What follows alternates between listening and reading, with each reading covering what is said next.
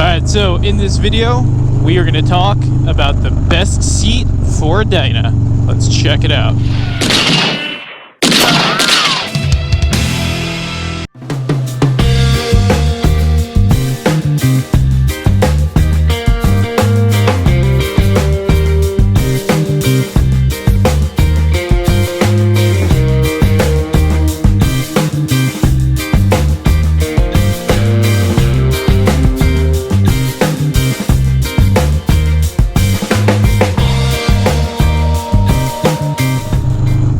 What's going on, YouTube? BKLO is back in the building. And yeah, so I've gone through quite a few different seats for my Dyna, or my Dynas, you know, because we are considering the 06 116 Dyna as well. And I really do think I found the best possible option for the Dyna in terms of a seat, regardless of what type of riding you're doing. So that, of course, is the SDC San Diego Pro Custom seat made by Saddlemen. And if you saw one of my previous videos, I did a review for that particular seat for a bagger. You know, I was on my dad's Ultra Classic. I was blown away by that seat for my dad's bike, so much so that, you know, days later I literally, you know, got in contact with Saddlemen and put in the order to get one made up for my Dyna, just because I was that impressed for that seat, you know, for my dad's bike. You know, so I figured, why not bring it out there and make a video for you guys. A lot of you are following me for Dyna content, not bagger content, but Dyna and FXR content. So I figured, why not bring it back and tell you guys why I'm so blown away by this seat right now.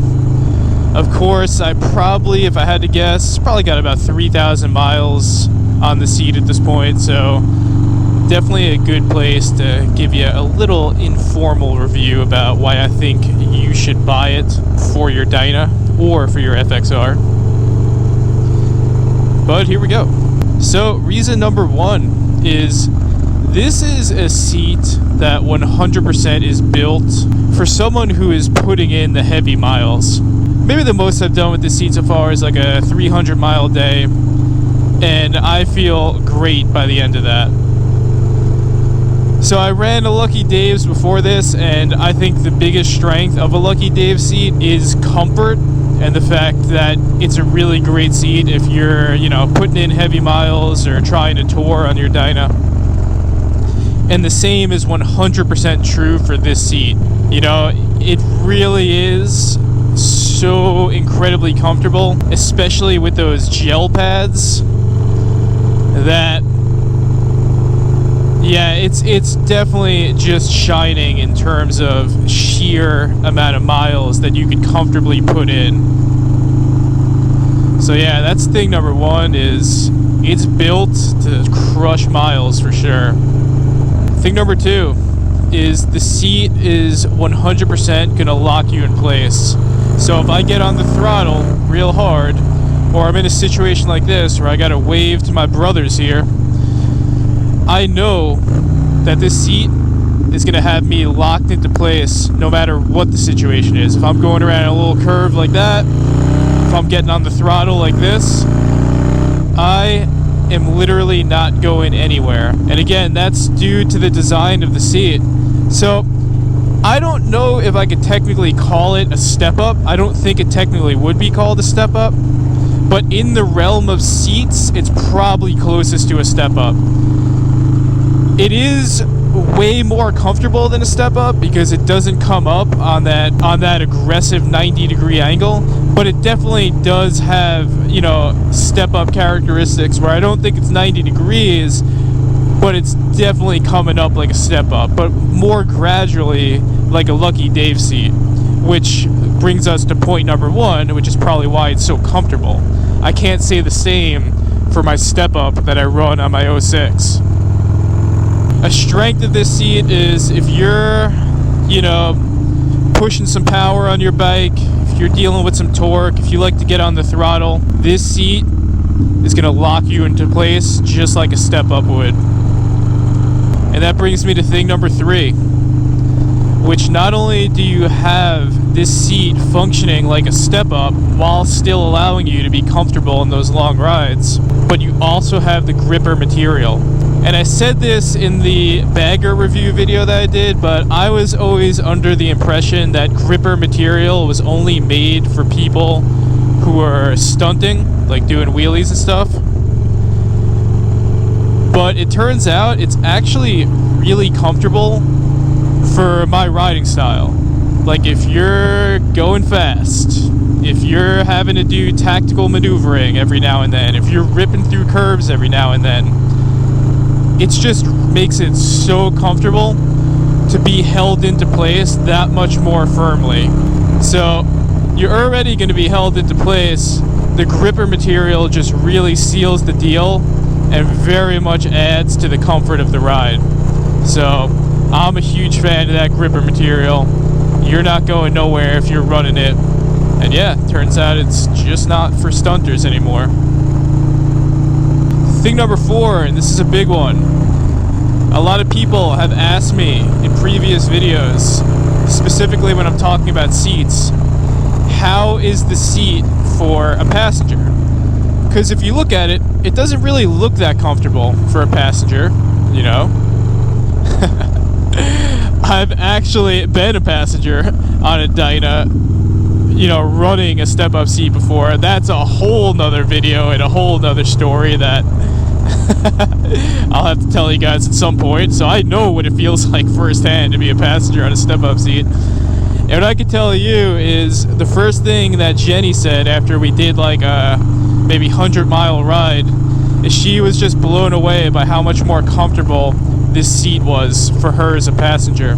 Of course, I threw down the extra $25 or whatever it was to get the gel pads for the passenger pavilion. So I invested in that comfort for sure, but she definitely noticed a huge difference, you know, having those gel pads, whereas in the last seat I ran did not have anything like that. So it was a major upgrade for her as a passenger. And you know, if you're someone who's riding 2 up, then you know that the more comfortable your passenger is, the more comfortable you're gonna be. That's why a lot of times I'm running a sissy bar with that backrest, because I'm doing a lot of 2 up riding. And the more she's locked into place, the more she's comfortable, the more I could ride the way I want to ride. Which of course she is on the back right now. I didn't notice that. I don't have my forward facing camera on so you can't see, but alright, finally, thing number 5. One thing that I really like about this seat is it totally has a break-in period. And I seem to notice that the most quality things that I run, whether it be a helmet or a pair of jeans or a good pair of boots, anything that's really made of quality has a break-in period. And this seat 100% has a break-in period. So I love the fact that every time I hop on this seat, it just feels a little bit more comfortable than the last time. So having that break-in period really feels like it's being molded to me personally. And every time I put miles on this, it's just being more and more molded to me as a rider, and just adding more to the comfort and performance that the seat could offer. So I think that right there is just making this seat 100% feel very quality. And that's it. So I hands down recommend you getting this seat. You know, I'm kind of kicking myself a little bit because on the FXR I was in a rush to throw a good seat on there, so I just went to get lowered and pulled the trigger immediately on a Saddlemen step up because I knew I could run that seat comfortably and I knew I liked it. But now I'm kind of kicking myself that I didn't just be patient and wait like the 6 weeks to get this seat made up for the FXR, because I'm probably going to wind up doing that at some point down the line, because I kind of don't want to run any seat but this at this point, you know? It's a really, really well-made seat. So yeah, That being said, if you're in the market for a seat and you're looking to buy a Lucky Dave seat, I definitely have one for sale right now. I don't know when I'm going to drop this video. I could potentially have sold it, but if you're interested in buying a Lucky Dave seat in pretty good condition, shoot me a DM on Instagram or shoot me an email. You know, we work something out. But that's all I got. As always, stay safe out there and stay low. I hope everyone's getting some good seasonal autumnal rides in like we're getting in right now. Beautiful day out here. Maintain a positive mental attitude. Listen to the bad brains. Sail on through your fall rides. And on that, BK Low is out.